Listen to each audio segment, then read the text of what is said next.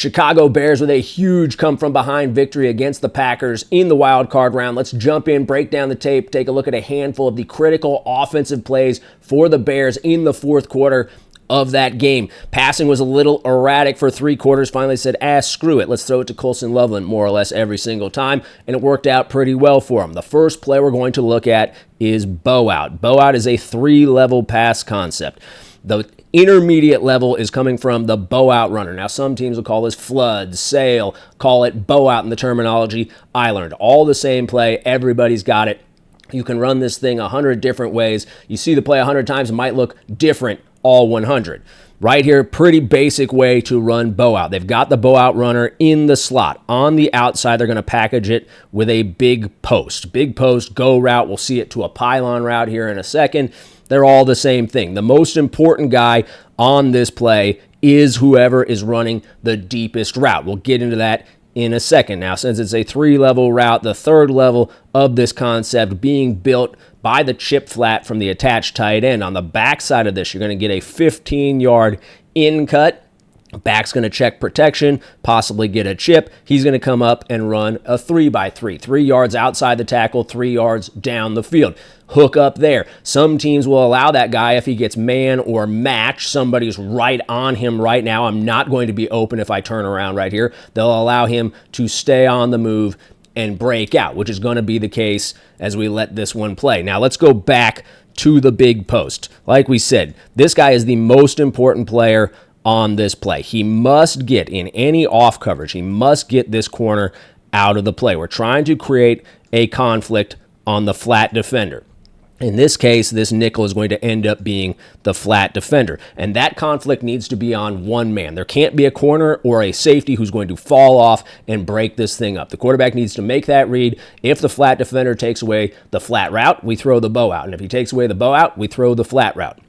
If one of these guys can also be a factor, that's a hell of a lot of stuff the quarterback's got to be worried about. So his job is to make sure that he gets this corner out of the play and allowing the quarterback to read one man.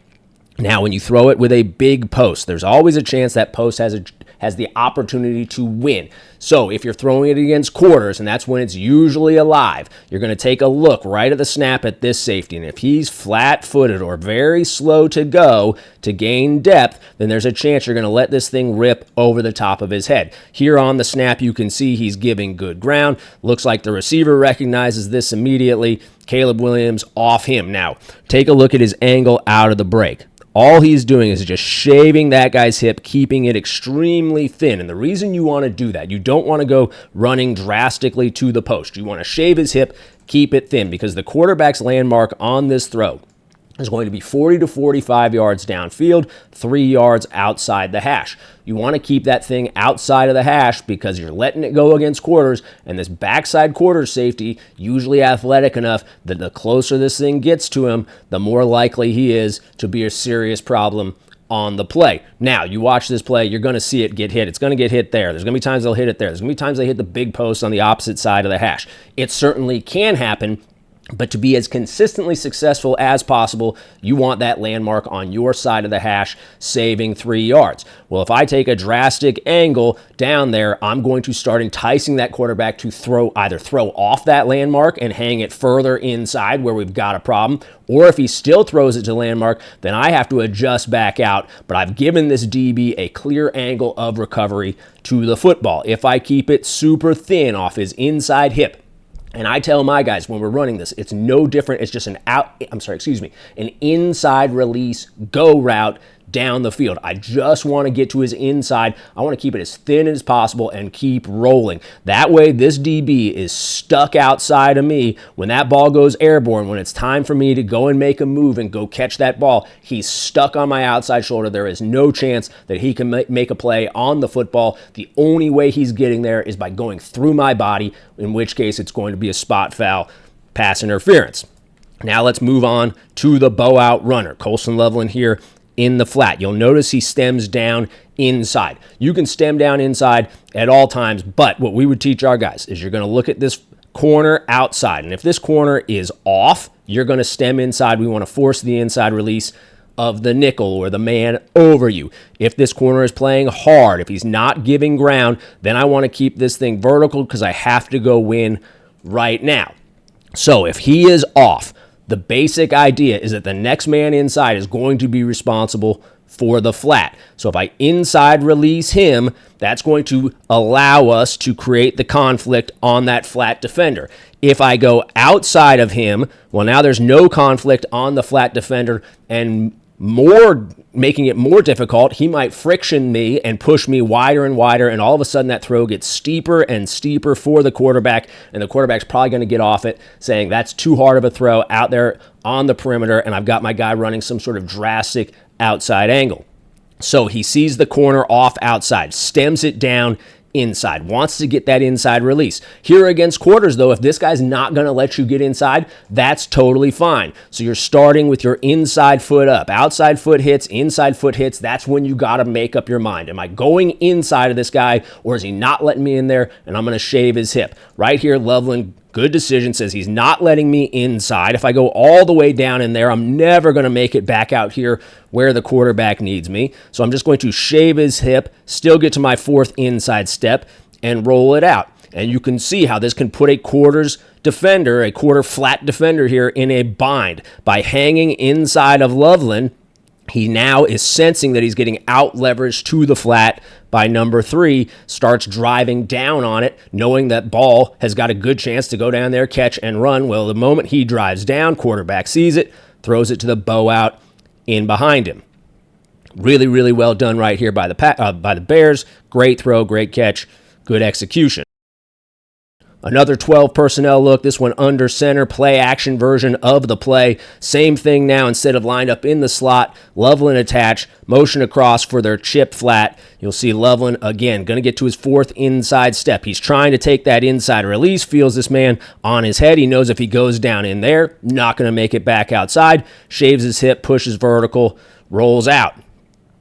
We'll go ahead and we'll jump to this outside route really quick. Last time we saw him on the big post. You can absolutely run the big post from a close split down this low. If we said that ball's going to hit 40 to 45 yards down the field, well, shoot, they're right here. They're on the 33, 40 to 45. That's pretty deep in the back of the end zone, maybe a little bit too close to really hit the home run over the top. So they're going to change it up, and they're going to go with the pylon route. Pylon route stems down into the alley. Alley, the difference between the numbers and the hash, usually 12 to 15 yards downfield.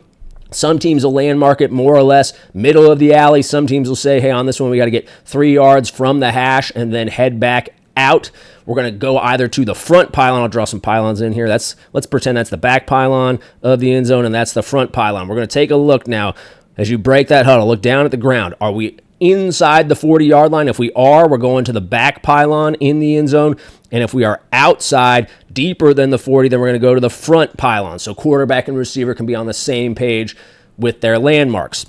Right here, stems down inside into the alley, gets the corner out of there, does his job, pushes the safety, threatens him deep. He's double teamed and dead. You can see, I shouldn't say double team. This is 3 under 3 deep. They're bringing nickel off that weak side edge, what becomes the weak side edge on the move. Safety going back to the middle of the field. Corner now has outside leverage, right? And this pylon route, tough against outside leverage. You're running directly to somebody who's covering you. The best case scenario for a pylon route would be to a cloud corner. You've got a cloud corner and you're running down, you're screaming down into the secondary at a safety who's not as fast as you. He sees you coming full speed at him and saying, where's he going? Is he going to break inside? Is he going to break outside? Get up on his toes, give him a quick hint to the inside, and then head to your landmark. Right here, single high, 3 under 3 deep coverage, getting matched down the field. DB sitting right on that outside shoulder, not going to be a winner. But against this 3 under 3 deep, you'll see flat defender gets dragged outside, and now we've got the tight end running the bow out, matched up on their inside linebacker. Colson Loveland simply too athletic for this linebacker to cover him with this much space. The angle that Loveland takes out of this break right here is probably a little bit high. The closer this guy is to you, the more evenly matched these two players are, the more this needs to start getting friendly back to the quarterback, taking away any angle of recovery that guy might have. Now, Loveland, he's got a step on the guy. He's more athletic than the guy. He can really run this wherever he wants. As long as the quarterback feels it out, puts it on him, they're in pretty good shape. Well done right there. Now we'll take a quick look here from behind. So we said play action version of the play, but you'll notice no play action fake from the running back. So what I believe this is a version of play action scat protection. Back responsible for the will. You'll see the safety dropping down. If he was a blitzer, he'd become the new will. Line is sliding for the Mike and the Sam. So they've got defensive end and then a four-man slide starting at this right guard. 3 defensive linemen, and reading who's most dangerous between the Mike and Sam on the blitz. As a running back, if your guy blitzes, you abort that play fake. There is no point in play faking anymore. The point of play action is to draw the defense down, right? We want these guys stepping down so that we can get in behind them. Whatever it is you're running, we want to be able to get behind those guys who we've drawn down with the play action fake. Well, if the dude is blitzing, he's as drawn down as he will ever be. There is no point in selling that fake, but there's a lot of point in getting yourself in a great position to make sure you can execute your assignment, which is the block. Back sees it, aborts that play fake, goes straight to his man, gets his butt down. Good job. Measure success as a running back in terms of distance from the quarterback. So in pass protection, you're measuring your success. How far can I keep my responsibility from the quarterback? Pretty clean right there. Now the quarterback needs to be a little bit careful here. Drifts himself pretty far to the left. Don't want to drift yourself into trouble. That end could have been a factor right here. Ultimately, he isn't. Quarterback's probably feeling the blitz coming off that edge, knows it's probably going to be a little bit more edgy, a little bit more penetration or push on this side than on his slide side. Still, just got to be careful not taking yourself into trouble.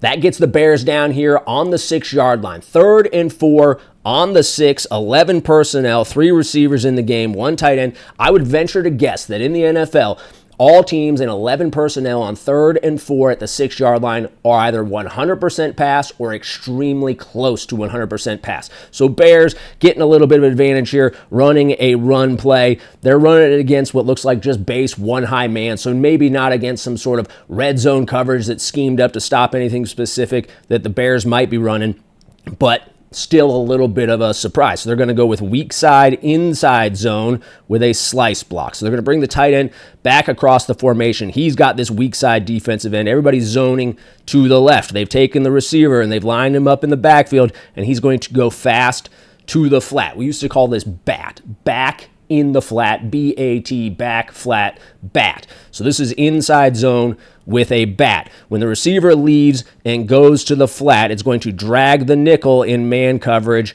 out of there. So the receiver on this side, he's responsible for the safety. Got the defensive end. They're zoning up to a backer, zoning up to a backer, slicing for that defensive end.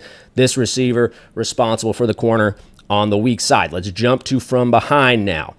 When this slice block comes back, when he comes back for this defensive end on the weak side, he's creating 2 gaps, one outside of him and one between him and the tackle. Now, defensively, you can stop this 2 ways. You can box it, hit it from outside in, and try to compress the hole, or you can spill it where the end's going to get over the top and put himself into this freshly created inside gap on this side.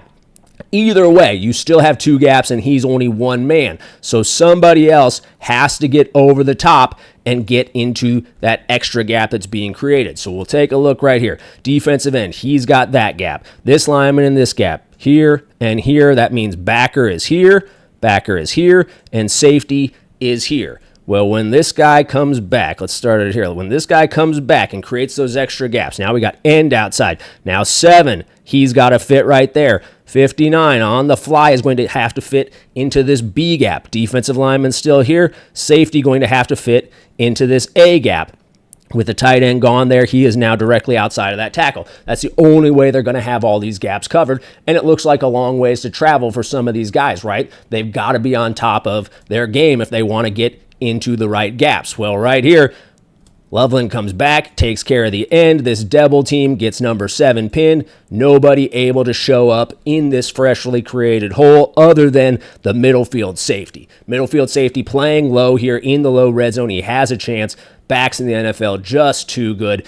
Extremely hard to get them down one, let alone getting them down right where you hit them, especially when it comes to just one man making the tackle. Easy touchdown there for the Bears. Good design. Bears with the ball back, 6:30 to go in the game, down 11, going to run a true progression read. A lot was made of true progression reads in the NFL this last season. This is a great rep to explain why they are important. Primary read on this play, the primary concept going to be Chevy, a third outside step glance route with a stick route underneath it. Everybody's got a version of Chevy in their playbook. On the backside, they're going to run a cop, a corner stop. They've got an OTB here in the middle of the field, and this guy's going to check protection. Then he's got a swing or wide route. This is being the backside, good backside concept. You'll notice nobody past the midline. Everybody, as the quarterback starts with his Chevy concept, that can then get his eyes back across the field, see if his OTB's open, and then work a high-low on this cop or outlet route in the flat. Well, quarterback gets fooled. He sees this safety drop down, and it looks like it's going to be a buzz coverage, a one-high buzz coverage, 4 under 3 deep. Quarterback knows nobody is blitzing, sees that safety dropping down. He thinks that he's getting single high coverage. Well, 4 under 3 deep, pretty good at taking away your Chevy concept. Curl flat, defender's going to end up sitting on this stick route. You're going to have the corner outside of the glance, and it's running right into the window that the hook defender is occupying. So the quarterback right here on the snap says, I'm going to get my eyes on this cop side because I know in this 4 under 3 deep defense, my Chevy side is not good. Well, what he doesn't realize until it's just a smidge too late, that safety dropping down is not dropping down to be the hook curl player in a 4 under 3 deep defense. He's dropping down. Corner is sprinting back to become a half-field safety. This safety stayed off the hash. He's the other half-field safety. Mike in the middle. Nickel running out to become the cloud corner. They're actually playing to Tampa. And this would be 2-2 Tampa-ish. All right, this would be a great concept, Chevy, a great concept for 2 Tampa. You can see right here, the corner is stuck outside. Glance route going to come behind this hook defender, and it becomes a quick high-low. Is he taking away the stick? If he is, then we're throwing it, just ripping that ball right past his ear hole to the glance, catching and hitting it on the move in behind him. And if he's got great depth to take away that glance, there's a 0% chance that anybody's covering the stick. Well, Williams not on it because he gets fooled by the by the coverage, has to escape out of the pocket, ultimately finds the glance runner just later in the down. No harm, no foul, right?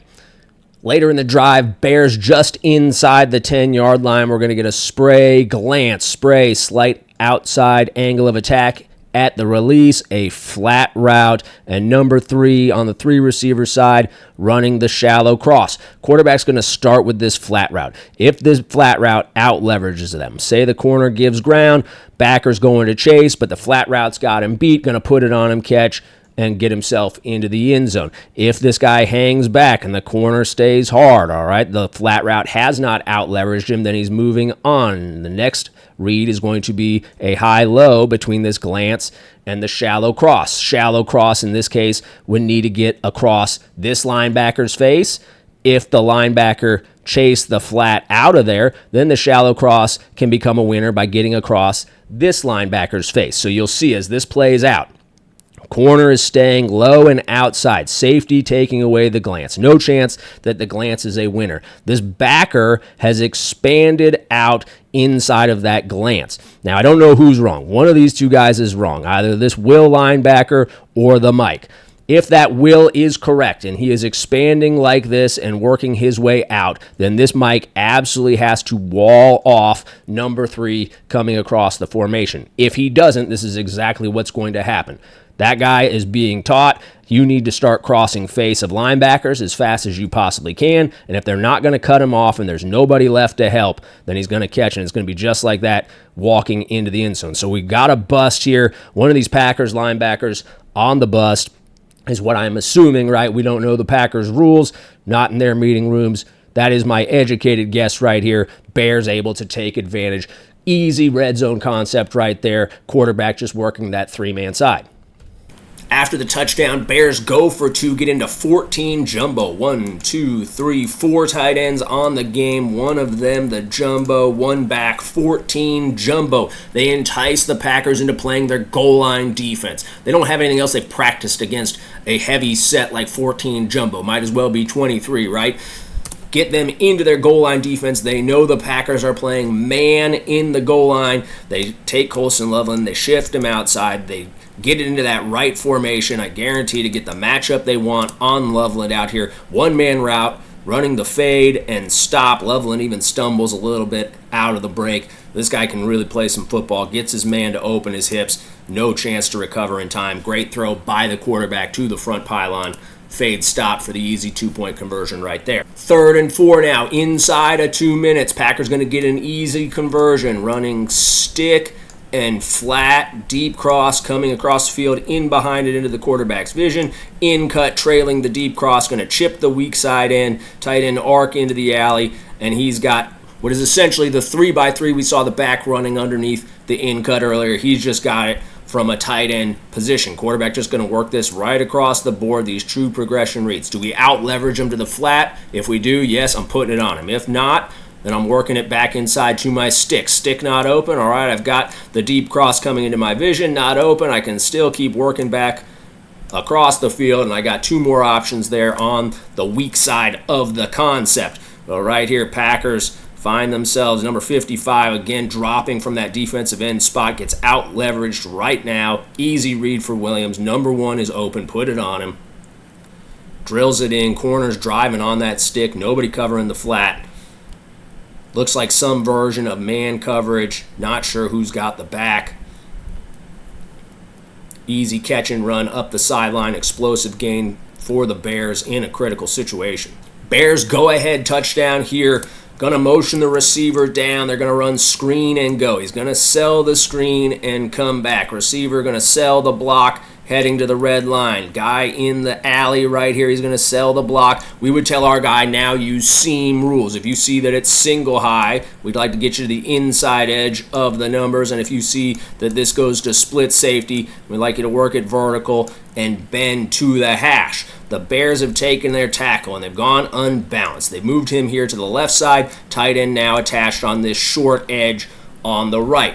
In an effort to help sell that this is a screen, they bring the tackle over here and they release him out here, making it look more screenish. Right now, it's man coverage. It doesn't really matter. None of those guys who take the cheese right here are even looking at the tackle. But they did this earlier in the season with success. Not a bad way to try to get just a little extra suck on the defense right here. The point man in the bunch. Don't know if he's supposed to say in man coverage, stay locked on number 2 right here, but he senses screen, comes off, corner's coming off as well. Corner says, uh-oh, we got a problem, but turns and runs far too late. Quarterback puts it on number 2 there on the red line. Easy touchdown, again, for the Bears. Good design on the screen and go, out of unbalanced, help them get the win in this playoff game.